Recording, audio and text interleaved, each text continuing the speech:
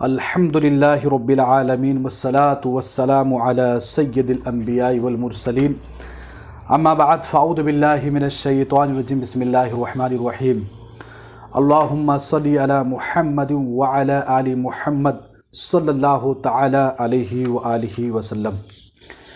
محترم ناظرین کرام، آج کے بیان کے اندر آپ کے سامنے پیش کرنے والا ہوں کہ وہ لوگ جن کو اللہ تبارک و تعالیٰ جنت کا وارث بنائے گا، وہ مؤمنین کی جن کو اللہ تبارک و تعالیٰ جنت میں مہمان بنائے گا، جن کو جنت عطا فرمائے گا، ان کی نشانی کیا ہے، ان کی پہچان کیا ہے، ہم ان کو کس طریقے سے پہچانیں گے، اور وہ تمام نشانیاں، وہ تمام پہچان ہمارے اندر موجود ہیں کہ نہیں ہیں۔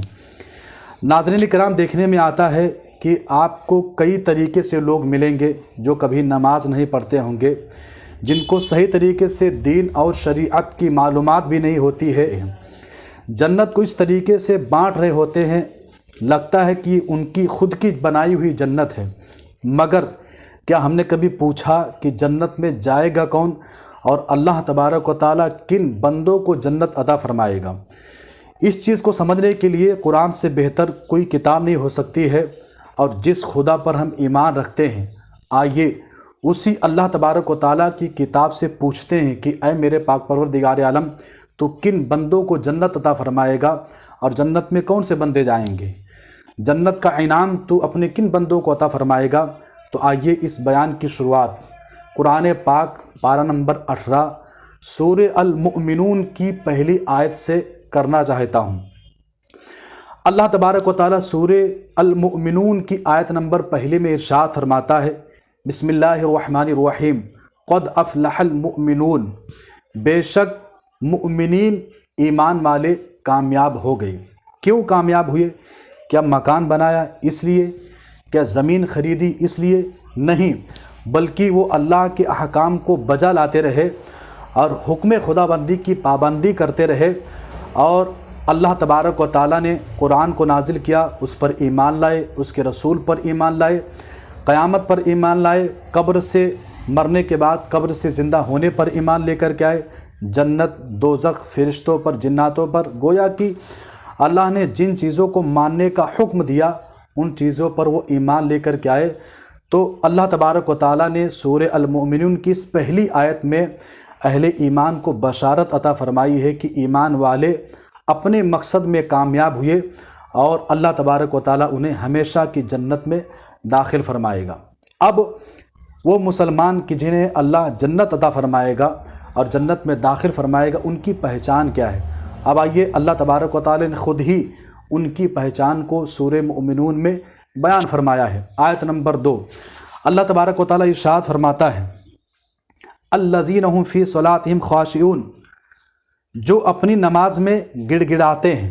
جی ہاں ناظرین کرام، اہل ایمان کے اللہ تبارک و تعالیٰ ایک اور نشانی بیان فرماتا ہے کہ ایمان والے نماز تو پڑھتے ہی ہیں، مگر جب نماز پڑھتے ہیں تو ان کے پڑھنے کا طریقہ یہ ہے کہ نماز میں گڑ گڑاتے ہیں۔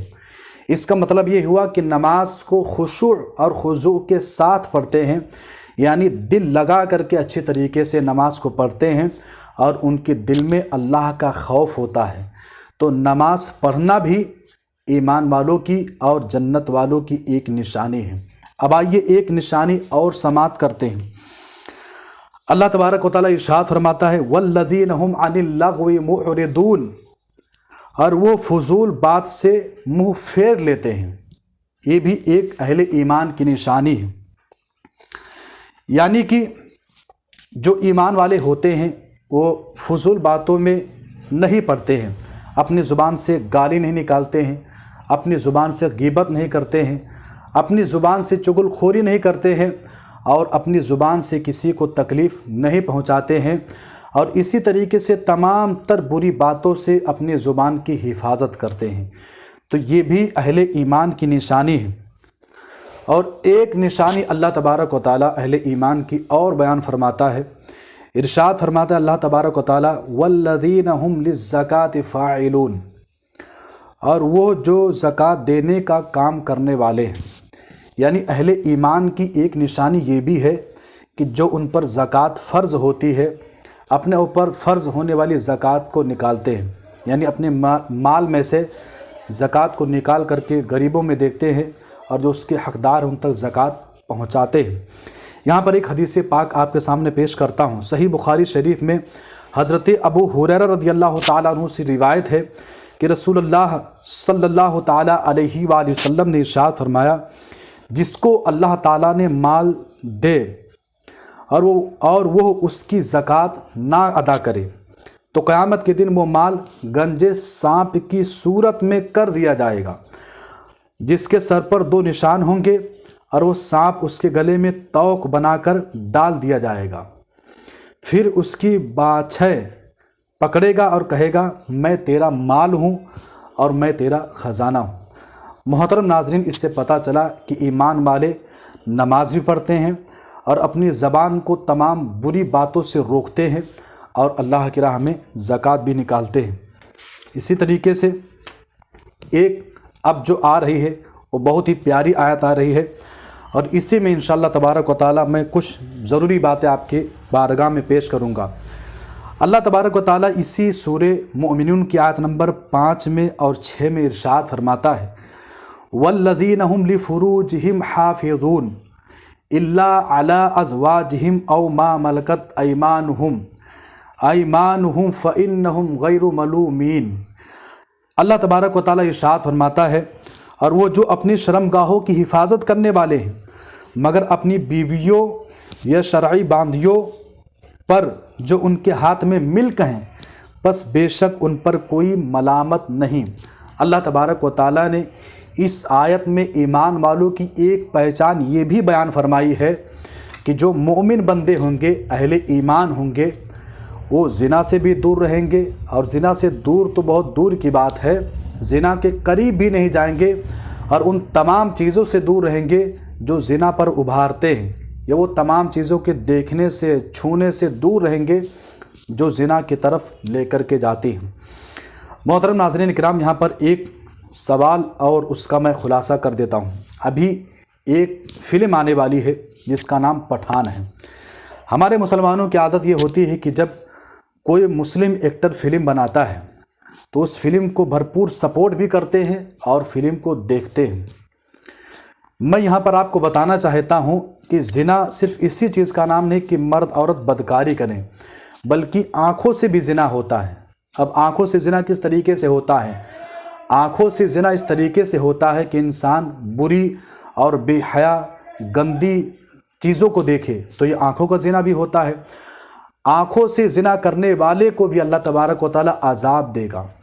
آنکھوں سے کسی غیر عورت کو دیکھنا، ننگی فلموں کو دیکھنا، یا ایسی فلمیں دیکھنا جن میں اب ظاہر سی بات ہے کہ جو فلمیں ہوتی ہیں ان میں بے حیائی ہر قسم کی ہوتی ہے، تو اس اعتبار سے شریعت کی روح سے فلموں کو دیکھنا حرام ہے، اس کا سپورٹ کرنا حرام ہے۔ اور یہ لوگ جو مسلم نام کے ایکٹرز ہوتے ہیں، ان کو نہ دین سے تعلق ہوتا ہے، نہ مسلمانوں سے کوئی مطلب ہوتا ہے، نہ شریعت سے تعلق ہوتا ہے، ان کو صرف پیسے کمانا مقصد ہوتا ہے۔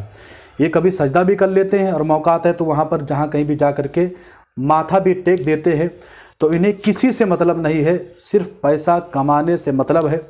لہٰذا مسلمانوں کو چاہیے کہ اپنے آپ کو بدنگاہیوں سے بچائیں، ایسی فلمیں ڈرامے دیکھنے سے اپنی نگاہوں کی حفاظت کریں کہ جن کو دیکھنے کے بعد آنکھوں سے زنا ہوتا ہے۔